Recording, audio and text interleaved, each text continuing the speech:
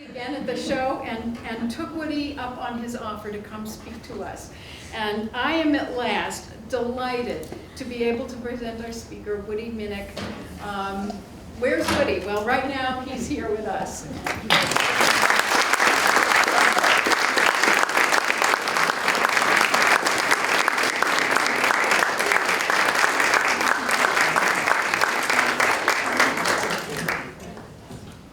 Wow. Where is this guy? It really is an honor to be here, and this has been a wonderful excursion for Kathy. Would you stand up, my lovely wife, Kathy? And is often the case, the strength behind, and there's part of it. But this has been a marvelous trip. I get to see my brother, who lives in Upton, not too far, half hour or so from here. We've been all over the place, speaking at some of the clubs in Berkshire and Botanic Garden and so on. It's just been wonderful. I can't tell you what a great week. And I want to tell you this. You have a treasure, you have many treasures in this club, but one of them is Jean, who just got up and said those kind words.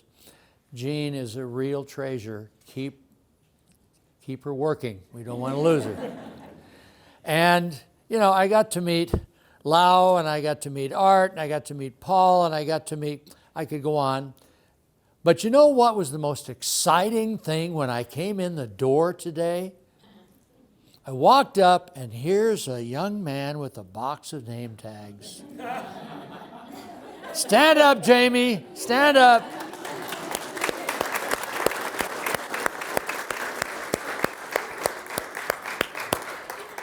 There's a big saying. I'm involved with many, many clubs, and Anne has asked me to share some of my background in a little more detail. But one of the things being involved with so many of these clubs is I get to meet amazing people like all of you in this room. And I can tell you, the one thing that I've noticed in the demographics across our country is they're mostly my age. Old people. So when I get to see young ones, and I think all of us need to encourage more of that, because they love these plants too, but they have busy lives with families and kids and all those things. We really need to encourage to get more of them.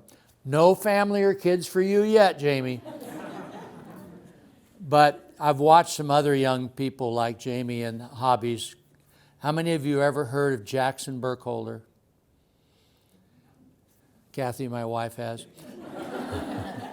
No wonder. Jackson started in the Denver Club, Central Colorado Club, and he was about the same age, roughly, as Jamie. And when he was 14 years old, the club is about like this, about 100 and some people, he became their show chairman. That was pretty amazing for 14. Now he's going to developing his master's degree in Texas and finished his bachelor's in Colorado, developed an amazing collection. And this, I hope this doesn't bother anybody. I was kind of brought up with a science background, so I tend to deal with these plants scientifically. And I use their scientific names. And I love the name. Oh, it's a paddle cactus, or this is a jumping cholla, or this is, you know, all the common names. I love them, but those are not how I relate, so I always give the scientific names. Jackson, back to him and these young people, this is adding to our vocabulary. All of us. And people say, well, Woody, how do you remember these names? Botanical Latin is exciting, everybody. I'm going to do a special program on that that'll be ready for next year on how exciting Botanical Latin is, because it tells you everything. And most people go, what do you mean? As soon as you learn your prefix, suffix, and base words, you know everything about a name. And if I told you we had a plant called Mammillaria jamii, we would know it was described in honor of the discoverer, the double I on the ending, Jamie. And it goes on like that. These are exciting things. But taking all of this and putting it into perspective, today's program, I'm going to show you some special rare plants that almost no one has ever shown in talks. Some of the plants you will have seen in cultivation. So we'll lead into that in a second while I guess I should probably get this kind of ready to fire up. But while I am getting ready on that, Anne, our videotape person, by the way, is the microphone okay? Can you hear me okay? Asked me to say a little bit about myself. Not too much more I need to say than the wonderful things that Gene said.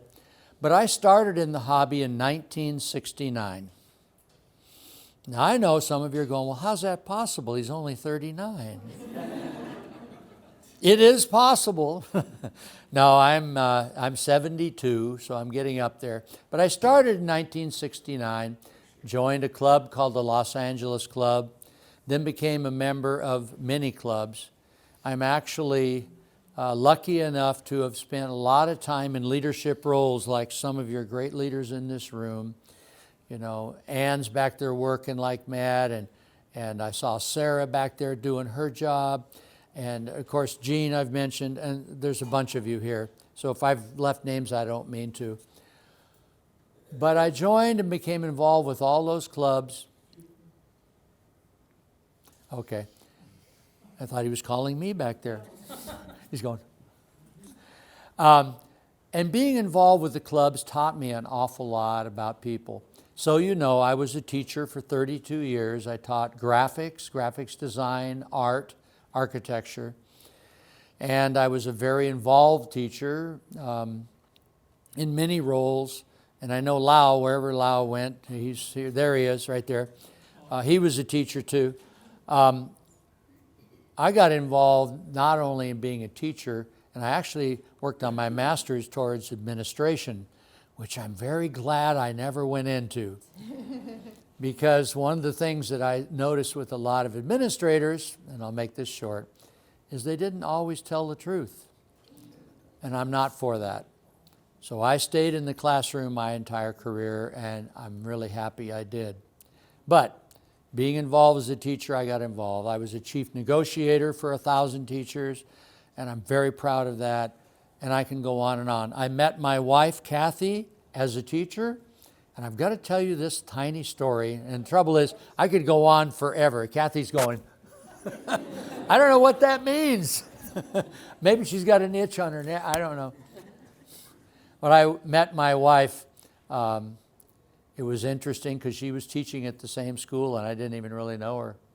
And from there on, our relationship grew and we got married a few years after all of that. We'll leave it at that. Is that good? She's saying good. Because the story really has some juicy stuff in it. But we won't go into that. Anyway, being a teacher, being involved, that's been my profession. But during all of that time, I also started a nursery called Cactus Data Plants. And I thought that people all wanted to get plants that had data, pedigree, you know, like a silky terrier and like everything that's a pedigreed plant. Well, it didn't take long after I started the nursery to find out that 1 out of 100 cared about the pedigree and the rest of the people just loved the beautiful plant. And that's where it went from there. I'm still in business today. I used to do mail order. I don't do it anymore. I'm a very small one-man nursery now. And back in the 70s, I started in 75. From the 70s until I moved to New Mexico in 2007. Until that time, I ran a very large, maybe one of the biggest retail cactus nurseries in the country. But I taught every day. So I'd come home, I had my employees do what they needed to do, I'd tell them what to do. I'd go to school, teach, come home, tell them what to do, and so it took care of itself. Now, back to the cactus side of it, other than being a nurseryman, my passion in the hobby is field work. And Gene once again touched on that. Any place where succulent plants grow, I want to go. And I want to go not just where you can see them easy, but I want to go where you've got to work and be in wild, amazing places that few, if any, people have ever been. That's my passion. And you can read the list. I've been to all these places. I mean, one of the most scary was our last trip into Yemen. USS Cole was bombed, and it wasn't a good thing to be an American in Yemen at that time. But we did it. We did Socotra and stuff. Amazing, amazing places. Nothing like the wild getting in to see these plants and animals. My role in the hobby now, I am the president of the Santa Fe Cactus and Succulent Society. And my role in the bigger picture is I am a board member of the Cactus and Succulent Society of America. I'm the conservation chair. I'm the honors chair. I'm the judges chair on certifying judges and so on. And it goes on and on and on. And Ann, I'm giving you enough information. All right, then I don't need to go much further. We do need to straighten that up. It looks like I've been known to be crooked a couple of times in my life. Okay, if we can kill the lights, please. Would you like a chair? No, I stand, I move. Thank you, though. I appreciate that. Okay. Yeah, kill them all. Kill everything. There's plenty of light in here. There we go. That's better. Now we'll get better color saturation. Photography is my favorite hobby. Not plants. I love plants, but I love photography. So I can use that on almost anything and everything. Okay. This is going to be the new, rare, seldom seen cacti and other succulents of Mexico. I've made 128 major trips around the world studying plants, and about 2/3 of those are in Mexico. It is my passion. So you're going to see some of the new things. This is from a trip I did only a year and a half ago, plus a few other things. So what's new and what's gone? I'm going to go into a little bit about, I can't help it, I'm a big conservationist. I want to save our plants and animals around the world. It means a lot to me. I hope I don't offend anybody by saying those, but those are my thoughts. So this is in a place, by the way, as you get older, you develop a codex. Some of us have great codices going, don't we? You know, but then others go, well, I'll just play the fiddle to that. Who cares? Anyway, this is a place called Quillotepec in Oaxaca. And what's new and what's gone? I'm just leave this slide up here for a second. These are all the scientific names, and they don't mean much to many of you, but they mean a lot to those of us who've been around in the hobby for a long time. Aztecium, amazing. Echeverias, there are many echeverias on the tables out here today. Ariocarpus, agaves, you all know agave. Dazzlerians, escobarias, Fouquierias, Echinocactus, the golden barrel, Gymnocactus, Turbinicarpus, Mammillarias, Obregonias, Strombel Cactus, Astrophytums. Those names, for those of you who've been in the hobby a while, probably are starting to mean something to you, because these are plants that almost everybody wants or gets in their development in the hobby. So with those in mind, here's Mexico in general. Southern Texas, Big Bend region, on down to the Isthmus of Tehuantepec and back up in Baja California.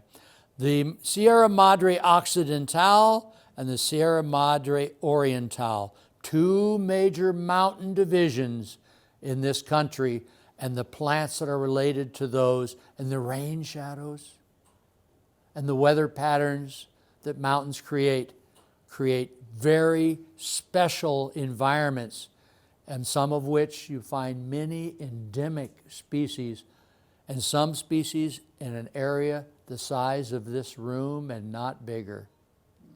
The gentleman who brought in the book about Namaqualand, I've been there many times. And there are conophytums and other species in the Namaqua land with the same thing. It's exciting when you start to learn. But back to the conservation issue that I brought up. Some of these areas, can you imagine an area the size of this room, how quick a plow could eliminate it? That plant's gone forever. Minus, luckily, what we may be doing in cultivation. Okay, Mexico.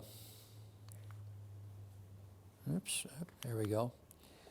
This is what's happening. I'll read this only so I can stay on target. Mexico has increased its intent to protect special species of cacti and succulents endemic to their country. Mexico, they have hired the local ejidos. An ejido is a small town or community, and they've hired the local peoples in these communities to monitor the habitats to help protect them. The tourism pays the locals so visitors can view and photograph special species at the community's benefit. Well, these ejidos, these people are very, very poor. They may have some goats and some chickens and grow a few vegetables, and life is very, very simple. Not bad, but simple compared to what we're used to. So for them to be asked to monitor when Woody or somebody from far away says, I want to come in and photograph your plants, then they get to ask for a fee, to lead you through. And of course, we don't need them, but we still use them, and we pay them a fee, and it's cheap, and it helps in them with their livelihood. Well, as it goes on, the local government has, in some cases, developed monetary self-interest. By local government, I'm talking about ejidos in these areas. And the locals are enticed to sell these special plants at rates that are much greater than the tourist viewing fees. Now, if you're very, very poor, and I give you 500 pesos, say it's $50, and you lead me through, that's great. $50 is great. But if I go in there and say, I'll give you $10 for every plant of that you collect and give me, and there's thousands of plants, money talks. And the sad part is, these plants are, and as you'll see as we go on, they become an enticement for the people who are supposed to protect them. So locals are enticed to sell these special plants at rates that are much greater than the tourist viewing fees. The people of many of these communities are economically deprived, and added monies from selling plants. I'll give you an example. How many of you know Eriocarpus cochubianus elephantides? Only 3 of us? 4 of us? Okay. It's an amazing plant. You'll see it in the program. I have photographs, and I'm not saying that this is the nature of these particular people, but they are people from a region, and we'll say it's from Asia, who came over and enticed the locals, and they completely stripped the population of all the plants. Over 10,000 plants went to Asia. And those 10,000 plants were sold at auction for over $200,000 there. Well, that's one thing, but what's left in habitat? And the complications of these plants being able to reproduce themselves, where it takes 10 to 20 years to get a plant to the size of a golf ball to where it can reproduce, and there's none. And it's like many insects and things. There may be 100,000 seed or babies created, but by the time those insects get to be adults to breed, it may only be 10. And the same is true with these plants. It's a very scary number. So we're seeing plants being wiped out. The local made enough money, he can go out and actually buy a cheap car. This is exciting to him. But it's not good for the world. Okay, last, in some cases, the locals don't care where these plants go, as the plants are to them. And I'm not sure you guys deal with tumbleweeds here, but in the West Coast, we deal with tumbleweeds, and we think of them as a terrible pest weed that came from Russia. which it is. And we don't want them in our yard. So if somebody came and said, Woody, I'll give you $5 for every tumbleweed in your yard, I'd jump. I'd say, you can take them all, and I'll even let you have them for $4 a tumbleweed. Well, this is kind of what's happened. They don't see the cacti as precious as we do, and they don't realize that maybe they only grow right where that community is. Also, there are other aspects to the removal of the plants. Locals, like many of us, find these plants beautiful for their gardens. We do. And even in our own country, especially in the West where our cacti are common, a lot of people go out and collect the plants for their gardens and stuff, which is okay if it's judiciously done. Many of the cacti and succulents from habitat can be sold to neighbors for various uses. These uses include Christmas ornaments, religious ceremonies, wedding decorations, community landscaping, medicinal uses, which is pretty amazing. Alcohol production, we all know of tequila and we know of agave tequilada. Food and many, many other reasons for growing or dealing with these plants. Agricultural encroachment from cattle, goats, sheep, horses, burros, as well as the general clearing of land for growing crops, is encroaching on many of the wonderful species of cacti and succulents, let alone other plants and other animals. So, and last, urban encroachment from roads and structures. We humans, this is my opinion, and if I offend you by this statement, I don't mean to. We humans, right now, I believe, are at 8.5 billion on the planet. Can anybody conceive 8.5 billion? That's a big number. My philosophy is, okay, that's fine. Do we need to increase it? Or could we just stay there at 8.5 and not destroy more of nature and stay within what we've done? Question mark, my thinking. Humanity has to be careful. What we're doing to grow and to reproduce ourselves is great, but when we destroy the planet, where do most people go for a vacation? Beautiful, wild places. How many of you go to New York City? That's supposed to be funny. Some of my friends said, they don't like each other, which is fine. Anyway, what can we do to protect and preserve these rare plants? This is my positive statement. Support and encourage our nurseries to produce these species. People like Miles to Go that you just heard about. My nursery, and I can name dozens of nurseries. We grow and produce these plants in nurseries so you don't have to go to the field and collect them or give them a value because they only come from the field. Enable nurseries to sell all artificially produced plants. And when we say artificially, we mean not taken from the field. Across international boundaries without costly and convoluted paperwork, hire qualified and knowledgeable inspectors. You're probably going, well, I'm not sure what Woody means by all of this. I'll share with you pretty simple. Knowledgeable inspectors require somebody knows their material. You know how many agricultural people really know their material who are in an inspector role? Almost none. So we need to start hiring the people who know the plants, even if it's part-time and if it's minimal. And then international boundaries. One of my very close friends who was a young man this size, when he came to a meeting, I was giving a presentation in the 70s to a Gates Club, and he came up and says, oh, I really like those lithops. You all know what lithops are, stone faces. And so I gave him the plants because I believe in encouraging the young people. Well, his name is Kelly Griffin. He's now become a world explorer like myself, but also has produced more hybrids and amazing plants for the trade of anybody I know. But our treaties, CITES, and I won't go into what that means, but that's the International Treaty of Endangered Species. Our treaties say you can't sell certain plants across either state boundaries, and then it gets big to international boundaries. Well, he produced amazing aloe hybrids, amazing agave hybrids. But you know what? Aloe, the entire genus, is Appendix 2.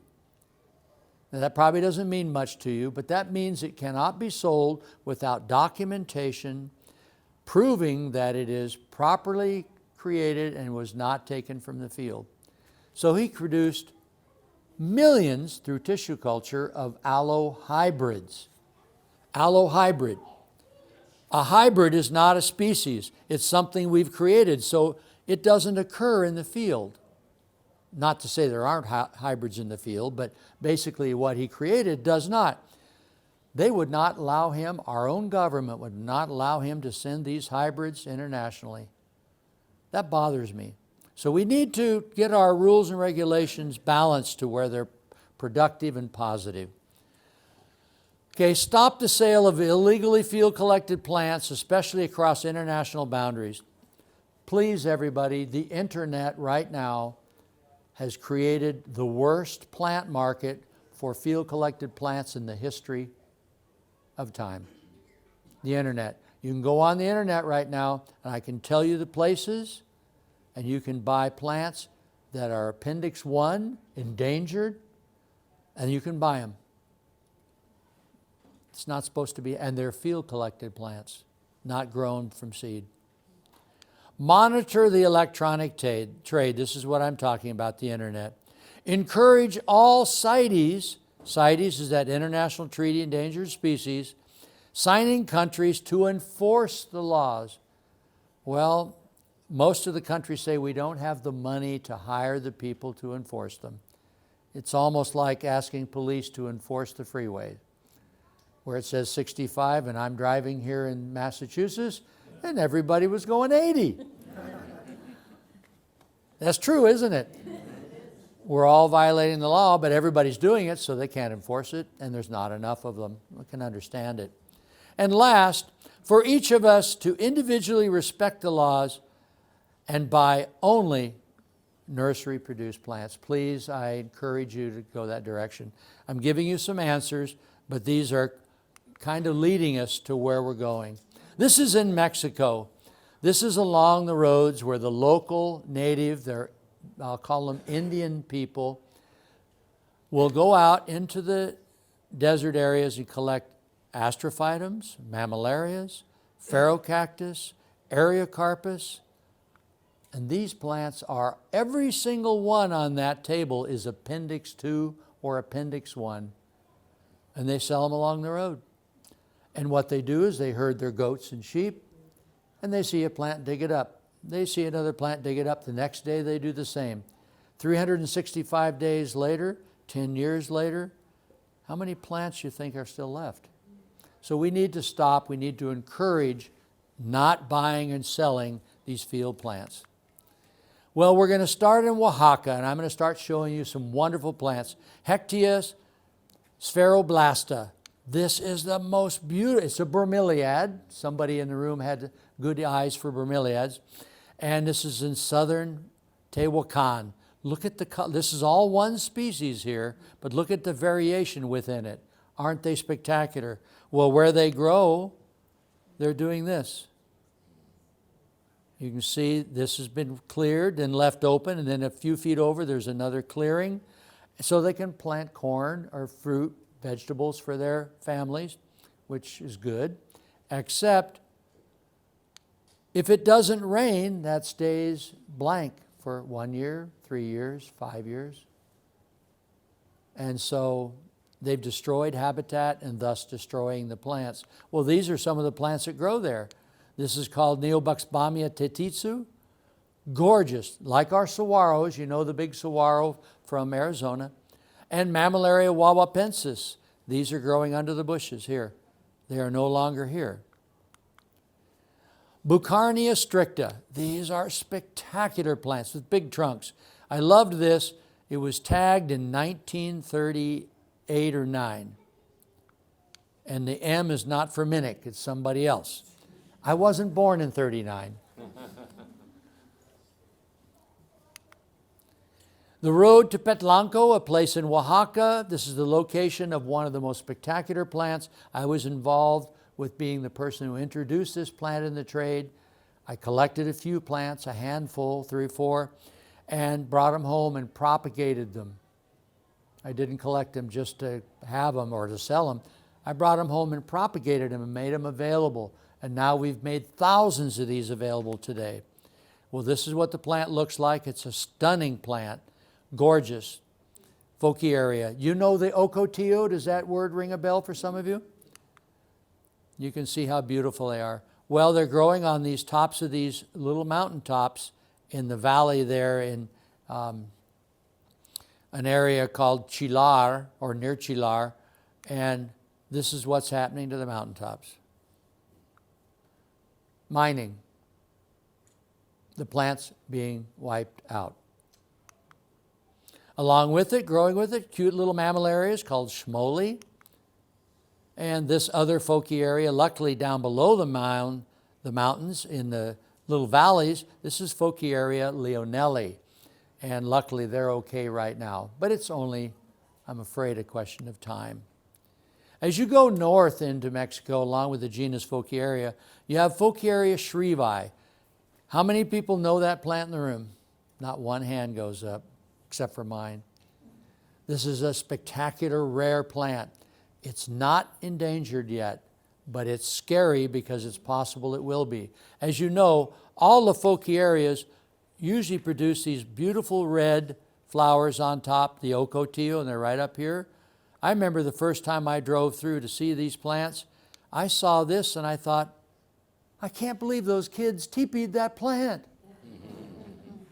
But I went up close and you see the flowers are all borne up the stem and they're white.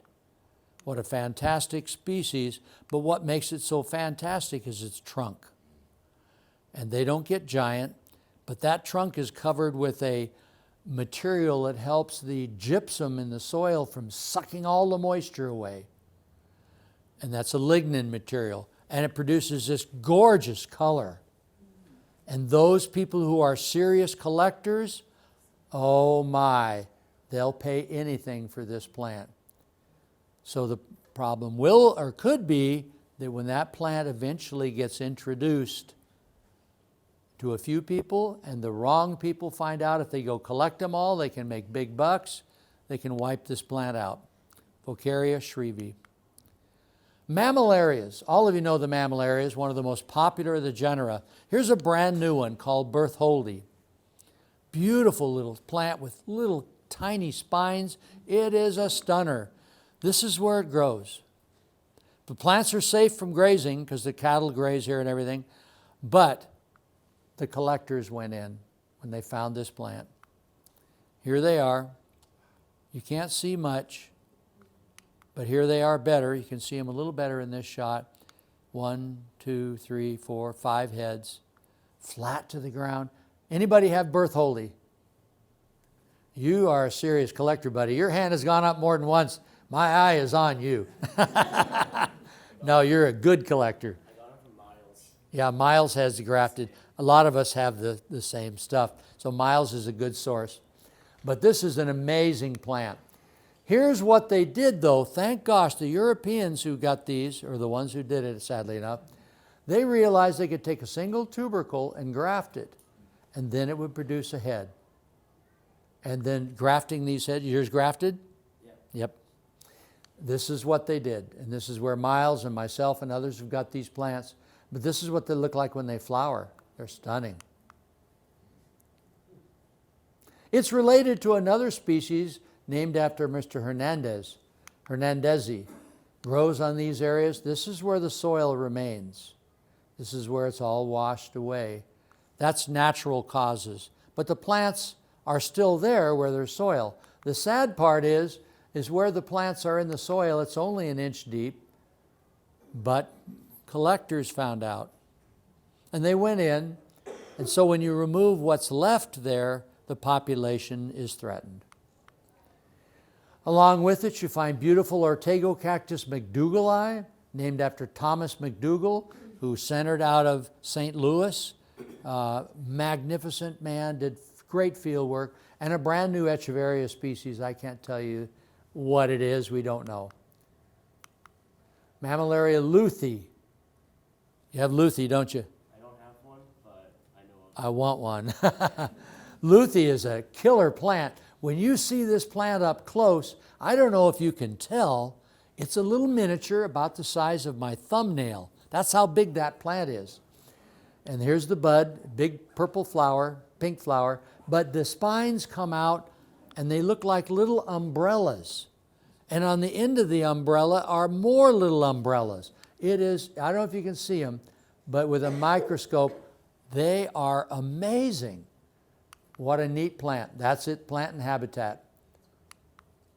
There they are. When you find them, you have to walk around and you start seeing them. That's how they grow. Each one of those is the size of my little finger to my thumbnail. That's how big they get. And that's all the size they get. Here they are in flower. This is Kelly, one of the people I mentioned. I call him my son. He named an aloe in my honor because he thinks of me as his other dad. And anybody in the room, I'll bet there'll be more than one hand here. Anybody of you own the aloe called Papa Woody?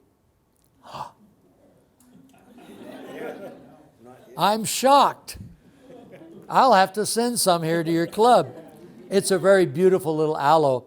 And he named it in my honor because he was there when my son was actually there. And my son and my grandkids were calling me Papa Woody, Grandpa. And Kelly thought that was funny because if you know much about the young people today, Papa Woody has other meanings. It sounds like the older people know that too. And he thought it's funny, but it's spelled P-A-P-A, not P-O-P. Anyway, this is a great friend of mine. His name is Jürgen Menzel, great producer. He provided a lot of stuff for Miles, for me, and for many others. He passed away a year ago. But I learned something. You know this? This is one of my reflective lenses I would use to bounce light onto plants when I took my photography. And I'd use diffusers to soften the light. And I learned early on, I was the only guy that ever did that. And pretty soon people would see what it did. And I learned to always carry those because I became very popular. People would come to a plant and they'd see it and they'd say, Woody, we need would you come over here? Can we use your reflector? So I got to see everything they saw besides what I would find. But this is kind of neat, and if you're a serious photographer, you've got to do it to bounce it in on plants like that. What they're photographing is this, which is called the Pithalantha micromeris. Beautiful plants in a protected area in Coahuila, Mexico, and so lucky are we, they have literally protected it. No more cattle, no more sheep or goats, nothing. And the population density is phenomenal. Then you can go one area over where they haven't protected it, and there's not much of anything.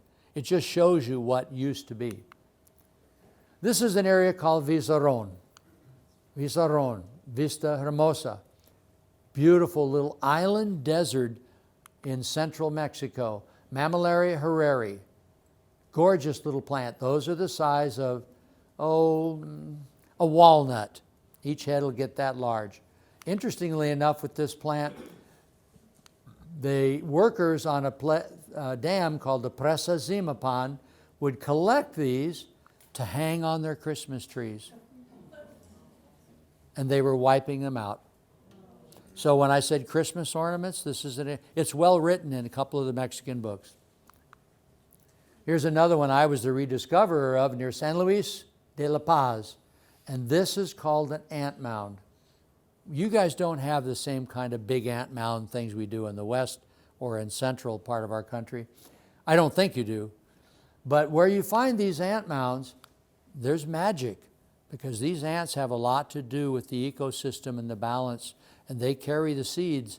And as you know, some ants literally develop almost a symbiotic relationship with the plant or with a creature.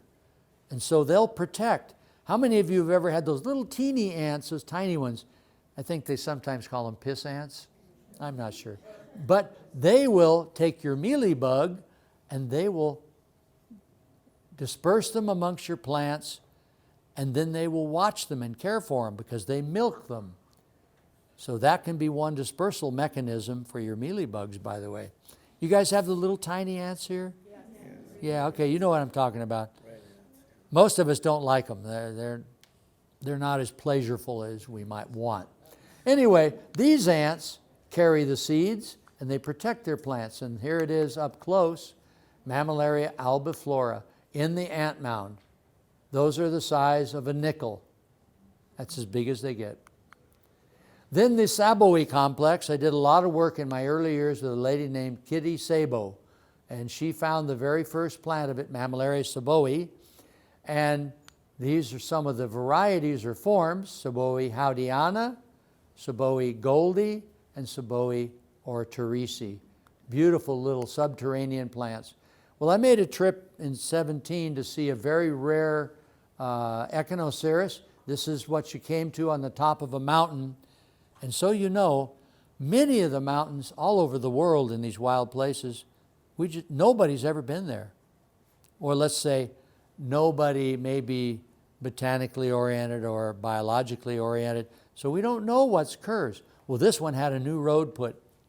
I'd driven by this mountain for 30 years, always wondering what was there, but it was too hard to get to, too much hiking and work, but now the road. So we went up, Agave shadigera was there, and this is what was found by a gentleman by the name of Romer, Echinocereus romerianus. Beautiful little Echinocereus that grows on the top. So we walked around and I looked at it, photographed him, and I walked to the top of the mountain and I walked on this flat soil and there's a flower. Where's the plant?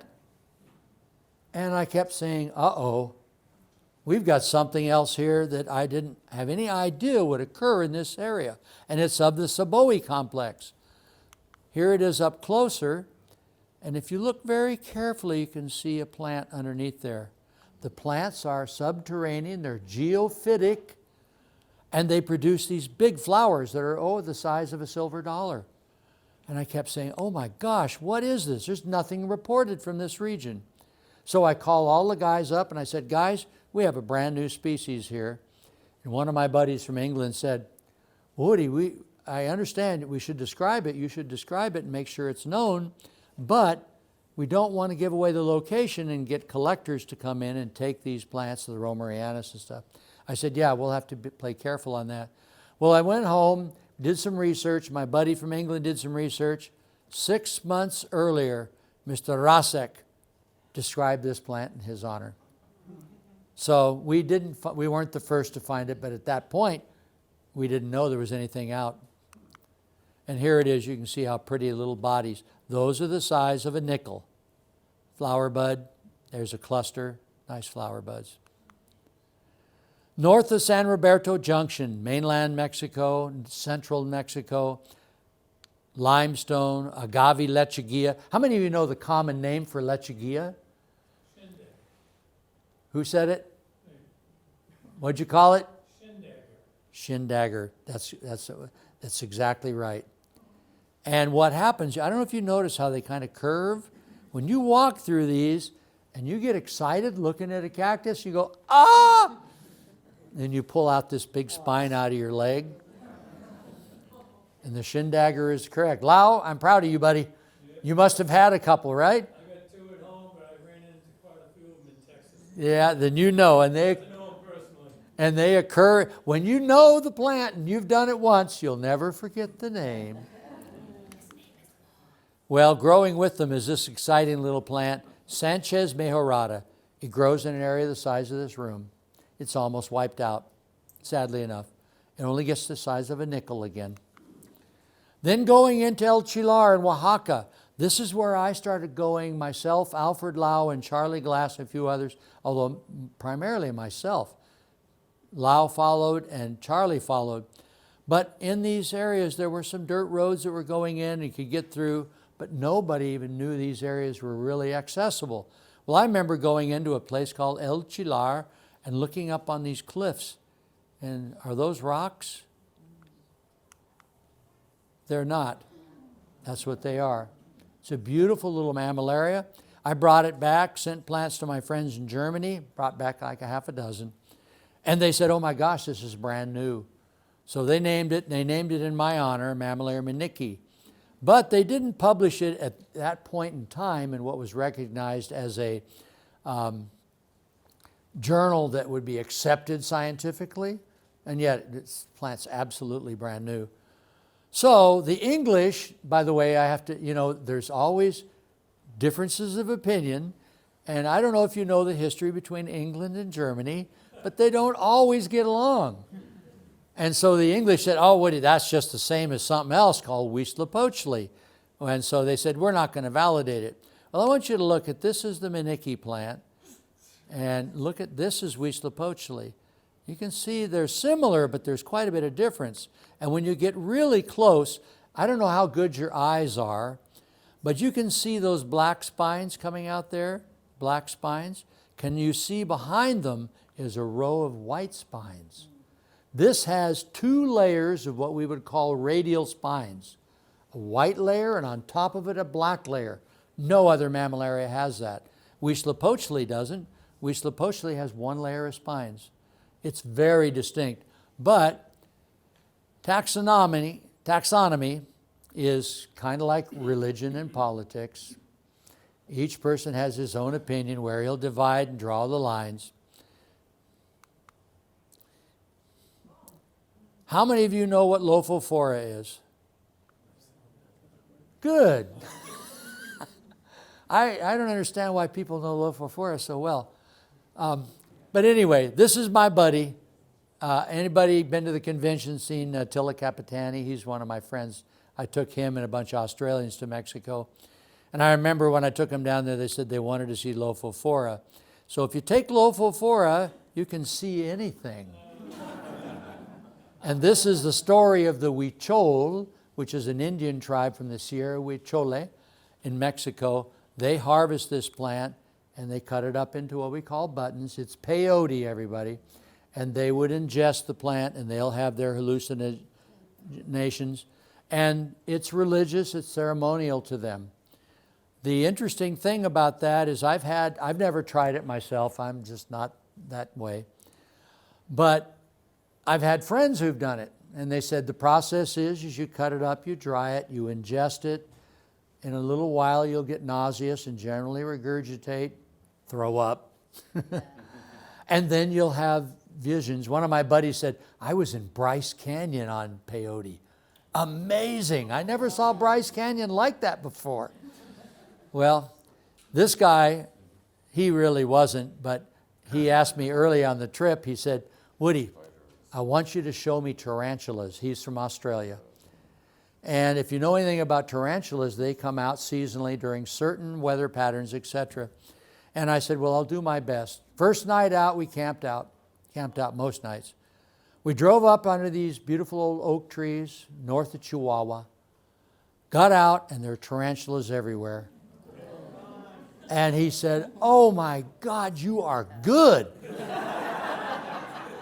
How did you do that? Well, you just got to know what you're doing. I said, it's just luck.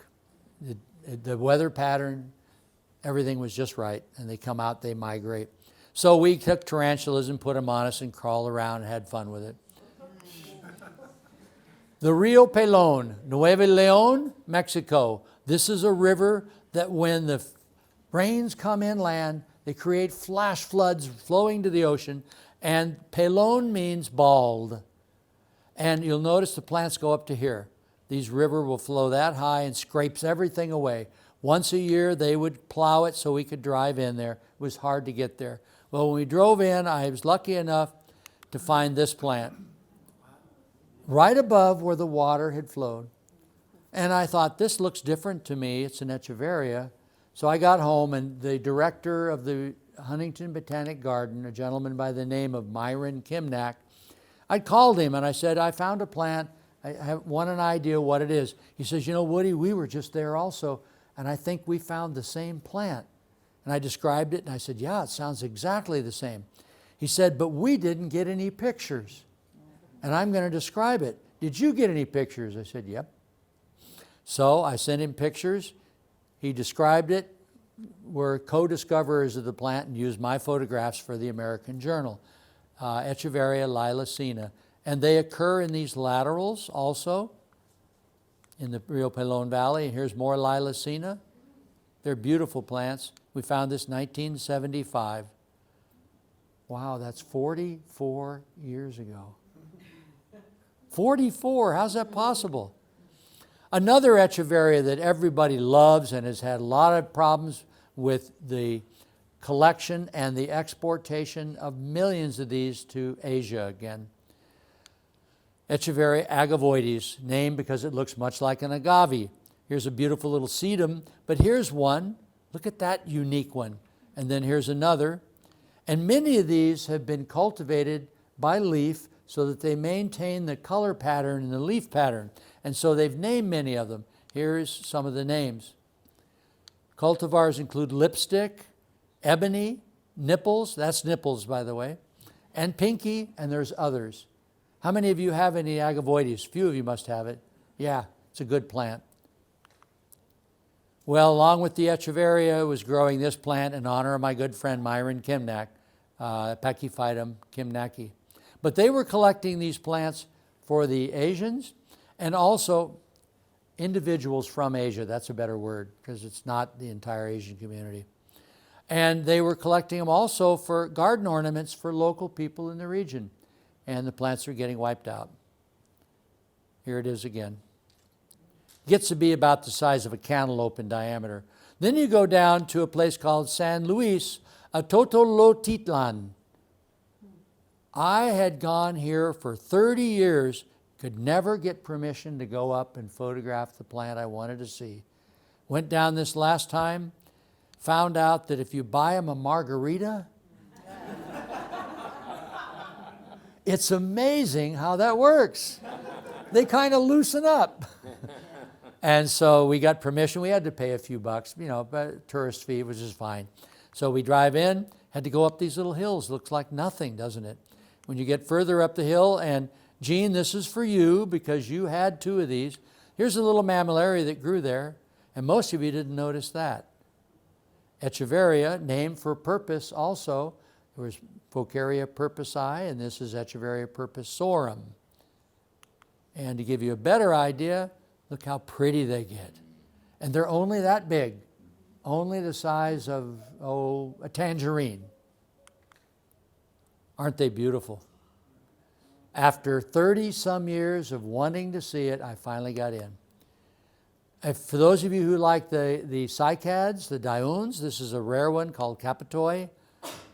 Grows in that area. And then along the confluence of the Rio Quiotepec, that was where I started my first slide, and the Rio Salado. Up here on top, I hiked in here many times. There are Aztec ruins and stuff. It is exciting.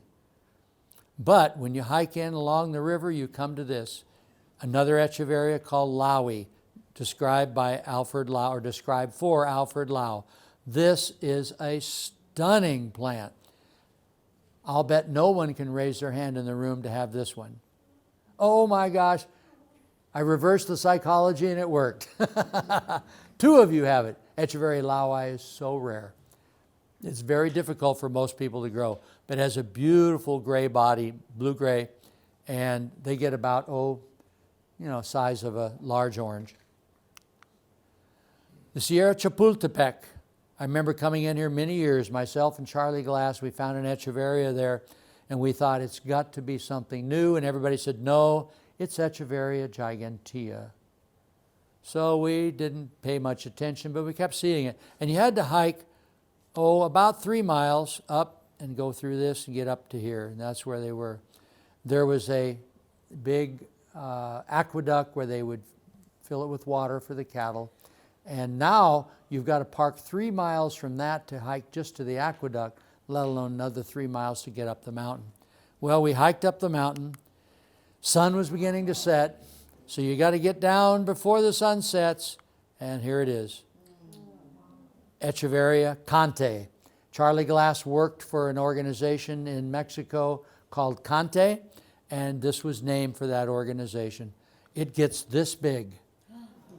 And it is stunning. And the colors, you see those pinks? All the margins of the leaves can turn a bright electric pink. It's just a stunner. If you can ever get Conte, get it. Grow it in tons of light. Lots of light. How many of you see the cacti there? There's a very rare one.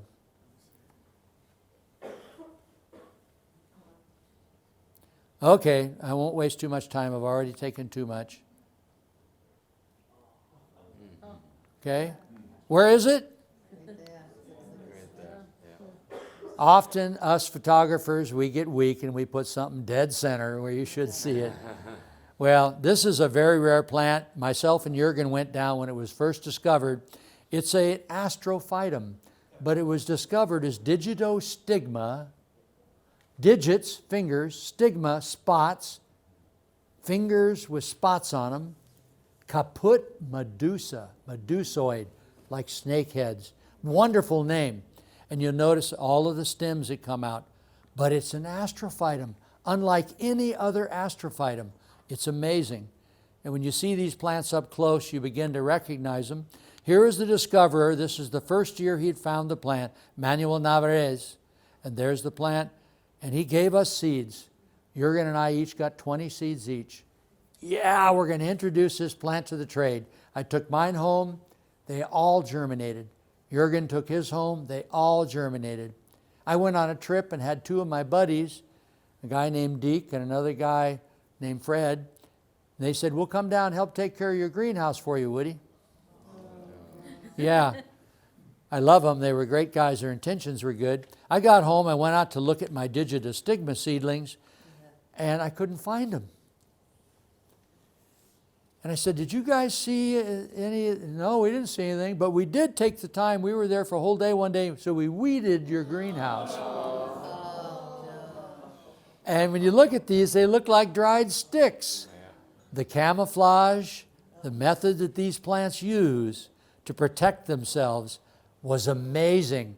For years, botanists went through these areas and never saw this plant. And there it is in flower. You can see it's an astrophytum flower. And you can see the digits, the fingers with all the little spots. I love astrophytum. It's my favorite of all plants. This is called coelense from Coahuila. They are stunning. They get 3 and 4 feet tall. And by the way, ladies, wrinkles can be beautiful. Well, guys too, some of the guys, you know. But I hear my wife talk more about worrying about wrinkles than I do, so I don't know. Anyway, you'll notice the gorgeous wrinkles. These plants, when we first saw them back in the 70s, were literally this tall. Unbelievable. They're all gone. They were collected, sent out, sadly enough, to primarily American sellers out of Texas. Astrophytum myriostigma, the form known as quadrocostata, 4 ribs, and the form that I had the luck enough to be the rediscoverer of, costata, well, actually nuda. And that was thought to be a horticultural development. No, there's a population in Mexico. And just to give you a little bit idea of the variation within it, various names: regular myriostigma, quadrocostata, strongylogonum. Notice the round character to this. And then over here, the one from Tula called Tulensis. But here's back to that marvelous naked one we found, the nudiform. They were bizarre. Just a lucky find. We drove in to find a campsite in the middle of nowhere. Got up that morning, and there they were. We were camped with them.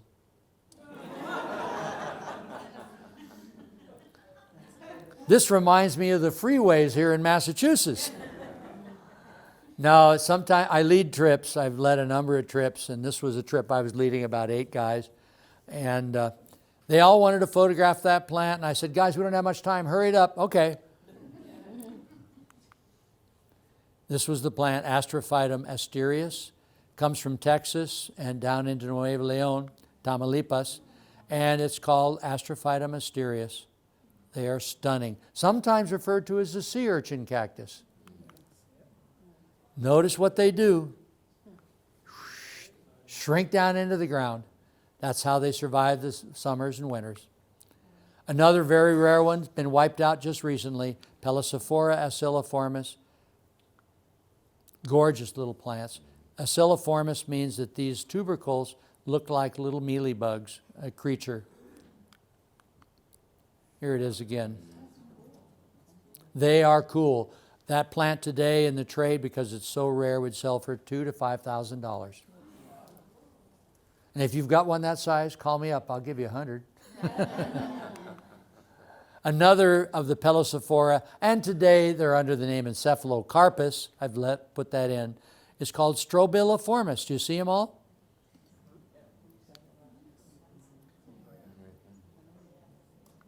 And here's what they look like up close. 5 locations, only 1 location has plants left. They're gorgeous plants. Obregonia de Negri, we mentioned that as well as all of these in the beginning slide. This is how plentiful they used to be under the bushes in Tamaulipas, near a place called Ciudad Victoria, Guamave. Now there were 3 locations, there's only 1 left, and collectors again have been the problem. How many of you have a clustered Obregonia? That's rare. And that's what they do. That's a cluster, not a multiple bunch of plants. Strombel Cactus disciformis, Bursra schlechtendali. Strombos, when you start looking, you start seeing them. They're in the pictures. They're really interesting plants. Well, here's Strombel disciformis in Vizarun. We talked about that. Grow on the cliffs. Luckily, the plant's still in pretty good health. It has not been predated, except for this one, near the road, described as Jarmelli. I'm not sure I accept that name personally, but the plants have all been wiped out because somebody said it's a new species, and it was right there, so they went and collected everything they could get. Esperanza, Strombel Cactus, purple flower. The others are yellow flowered. Same thing. First time I went in there to see the plants, I'd always driven into this road to a place called Sichu. Sound like I'm sneezing, but I'm not.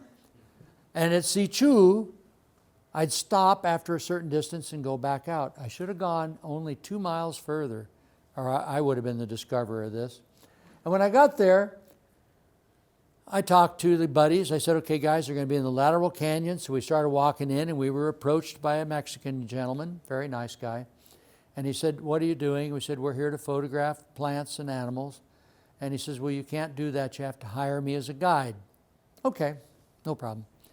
We finished photographing. We noticed there weren't that many plants. So we walked back, and he says, would you like some of these plants?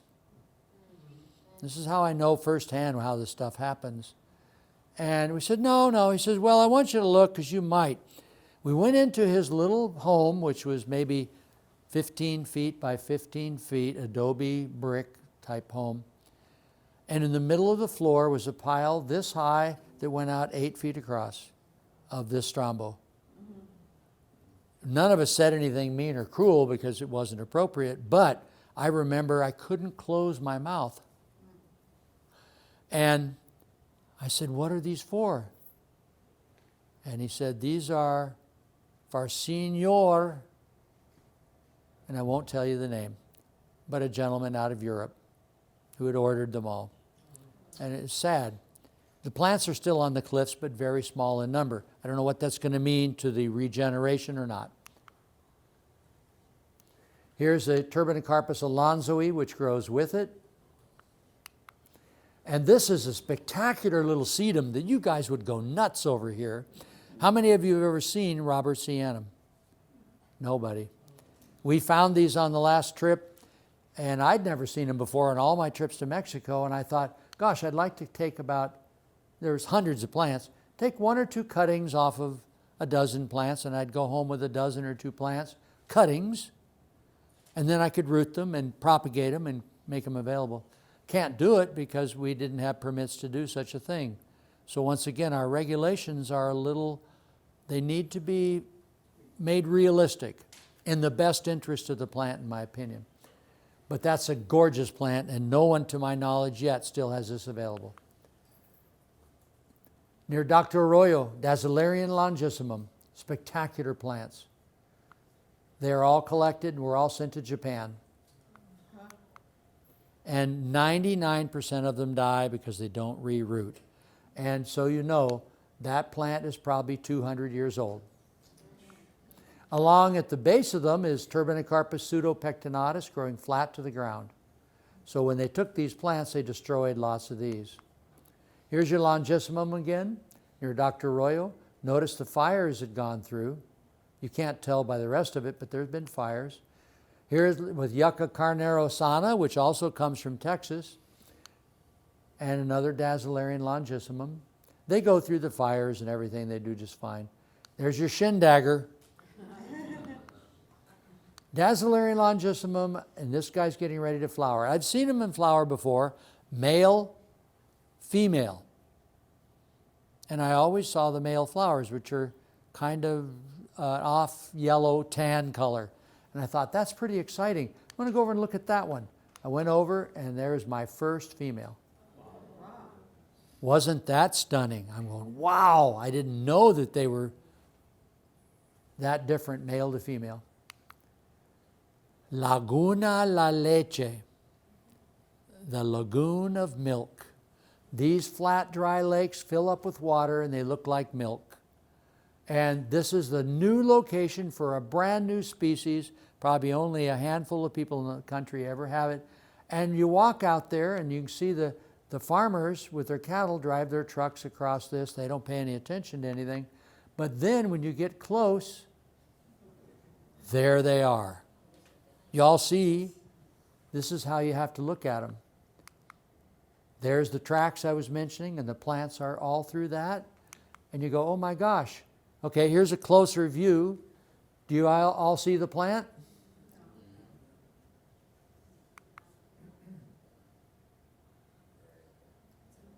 Oh my gosh.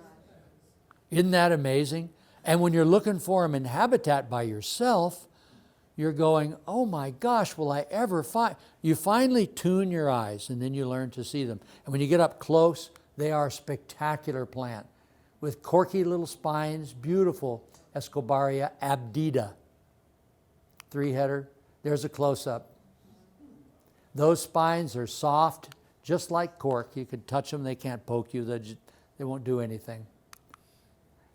Near Tula, now we're getting into the Eriocarpus. Eriocarpus agavoides. Those are various plants, various trips, different times.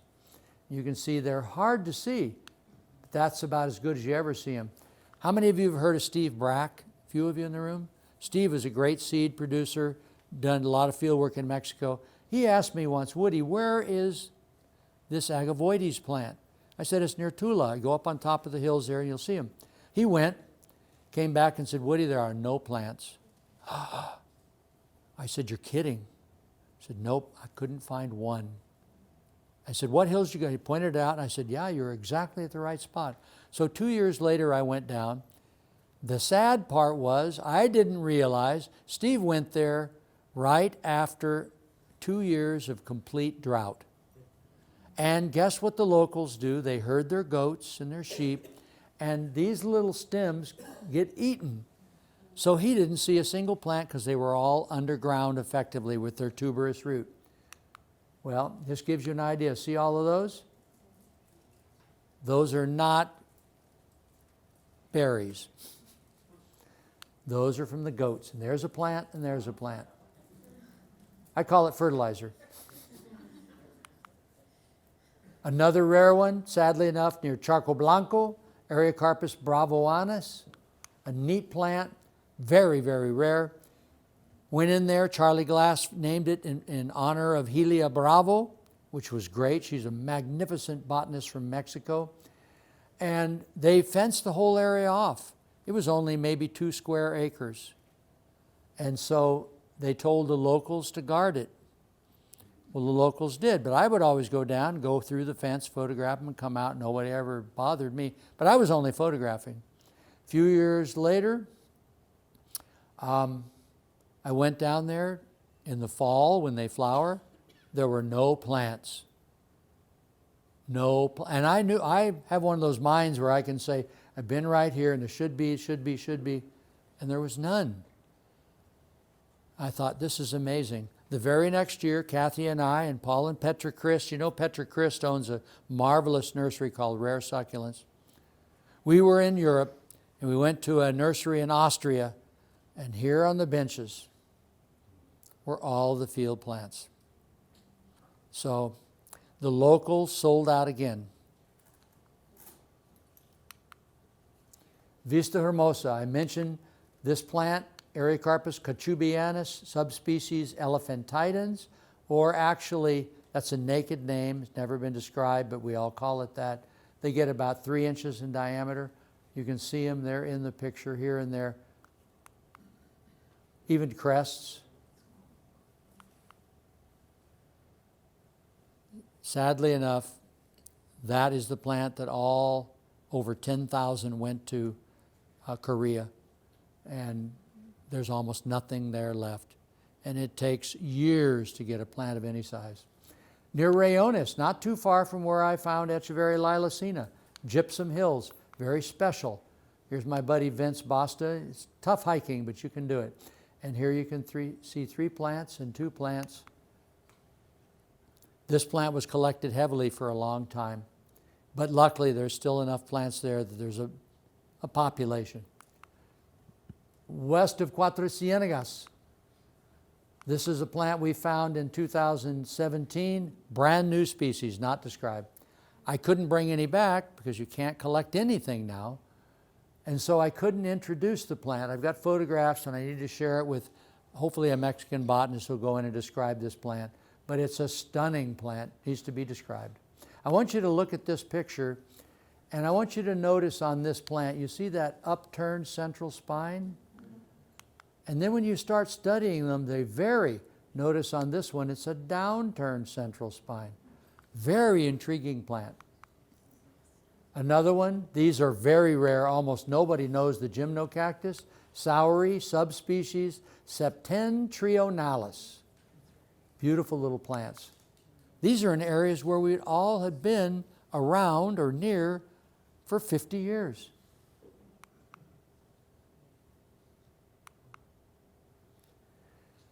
Well, human encroachment creates other issues. And these are the Pitholantha micromeris, the one known as unguis spinus, downturned central spine. And you can see what's happening here. This is limestone dust. And what does it do when it settles on the rock and gets rained on? It turns into concrete and destroys so much. Gymnocactus gonzalezi, this is new to everybody in the room.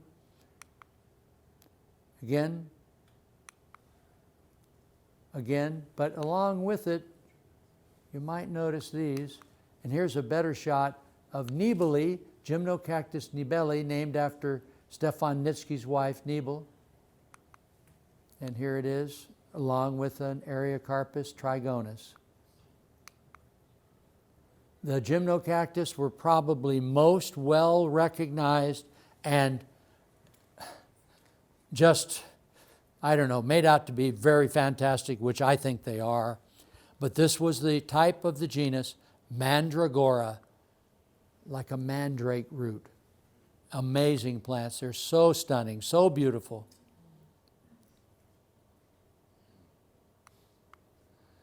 We'll wrap it up with some of the beautiful agaves. And these are exciting to me because I have a lot of background in being involved with the introduction of some of these. This is the original Victoria reginae, right here. This is the brand new one called Pentia, which means painted. And this is one that I reintroduced from all the way back to Gentry's time. It was known as Ferdinandi Regis, or today as Nicholsiae. Well, you notice these look kind of the same, but if you look carefully, you start to see differences. These are exciting. This is where you have to go, and this is where they grow. And I remember before this trip, I have a daughter who's a magnificent girl. I'm so proud of her. Unbelievable girl. Her name is Sarah. Go on IMDb and you'll see she's a movie star. You'll see her name in all the movies she's in. And she just did one with Nicolas Cage where she plays his pregnant wife, and he's a drug runner. And she's trying to convince him, honey, we've got a baby coming. You got to stop this drug stuff. So go see it. You'll see Sarah. Anyway, she's amazing. But before I left on the trip, she knows, somehow she recognized I'm getting older. I didn't recognize it. And she said, Dad, I don't want you hiking up those cliffs and ledges. Promise. Okay, I promise. Well, sometimes you have to do what you have to do. So you go in along these ledges and you start to see there's Victoria Reginae. And here's Ferdinandi Regis. Doesn't look terribly special. You start seeing them up close. Looks like it was painted by the brush of a magnificent Japanese painter or something. It's fantastic. And with those black tips with 3 and 4 thorns or points on every tip. And then from this plant, hybridizing, hybrids from Nicolziae with Lophantha created, and Lechuguilla, created the plants known as Pumila, Sharkskin, and there's a few other names. So if you have those names in your collections, that's where they came from. We've finally got it all figured out. They aren't actual species, but they're natural field hybrids. Well, breaking it up, then you come to this. This is brand new, Zacatecas, an area where you would not expect to find this amazing plant, 500 miles away from that other. Look at the marks on that. How many of you want it in your collection? All right, you guys are cool. Yeah, these are amazing. Agave Pentia. Then, to get to those cliffs in Huasteca, this is where you have to go. And there's another brand new species that was found, and it's called Agave Alba Pilosa. And I call them the Pom Pom Agave, because each little leaf comes out and has an exploded woolly mass. It looks like a pom-pom. They are so cool. I was very lucky. See, you can see how they come out. Anybody have that plant? It's pretty rare. Get it. It'll do very well here. I'll give it a lot of light, of course. It only ever gets about that big. It's not a giant, so it's a good one. I do remember when I found this plant, I'd gone in with Kelly, who'd already seen him. And he said, Woody, he was trying to be nice. You're getting old. You probably aren't going to get to see him because you got to go up. And I'm sorry, use your telephoto lens. And I said, okay. So I wandered and I found my way up these ledges where you could go you have to pull yourself up limbs and stuff. But you could make it, and I did. I got up there and I said, oh my gosh, this is amazing. I found beautiful specimens. As Kelly said, I probably wouldn't find them. But then I found one in flower. That's the flower of Alba Pilosa. Anybody seen an agave flower like that before? And so I got back to the car. Kelly went off over there looking where he looked and came back and says, well, Woody, I'm sorry you didn't see any. I said, oh, no, Kelly, I did. And he thought I was just trying to be proud and act like I found them. I said, no, I did. I found some pretty cool plants. And I got close to them, got nice photos. Where? We know you old men lie. And I said, oh, over here, you have to go up some ledges over there and this and that. He says, well, show me exactly. And I said, by the way, I found one in flower. And he went, what? No one has ever seen it in flower. You really found it? I said, yeah. He said, well, where is it again? I said, Kelly, I forget. I did. I really played that on him. He says, come on, Woody, you remember stuff. I said, okay, follow me. And I took him, showed him the ledges. I said, up on those ledges there. So Kelly went up and saw the plants in flower, and I got even with him. Badlands of Zacatecas. That looks like your golden beryl, but it's a brand new species, similar to a golden beryl. The golden beryls, where they occur, make massive mounds the size of Volkswagens, and they've been flooded out by the Prestazima pond. This is another region. There's what a golden beryl looks like. Compare it. You can see there's a lot of difference. So this one needs to be described. The Aztecian, we start with all those wonderful plants and end with the first letter of the alphabet. Aztecian once was a monotype, Ritteri. Then after that, Hinton found this one, and just recently a guy named Valdez found this one. And here's where Aztecium ritteri grows, on these cliffs.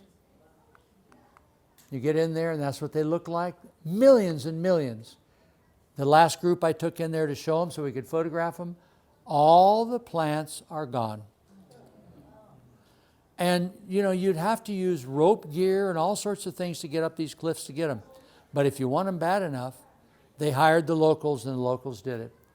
So that's what Aztecium ritteri. Who has Aztecium on a graft or something? Because they're out there. It's a wonderful plant, isn't it? It's great. Then San Jose del Rio, gypsum hills. You get to the ledges and you see Aztecium hintoni. Spectacular plant. Look at them. Luckily, they're pretty much still there. Then you go to a place called Rio Potosi, which is up out of Monterey in the mountains. You walk up about, it's about 6 miles. You get up along the river and you go into these cliffs and then you start seeing them. Look at all of them. Now, when you look at that picture, you're probably going, well, I don't see them real clearly, but there's one, and there's one, and there's one, and there's one, and there's one, and there's one, and there's one. Okay, to make it a little easier, and there's one. There's a bunch in there that I'm not even pointing out because I can't even see them. But here's what they look like up close.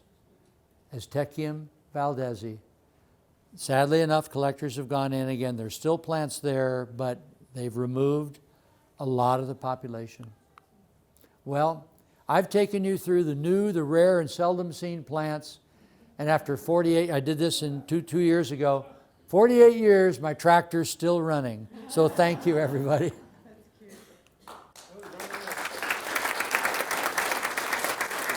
Fun stuff.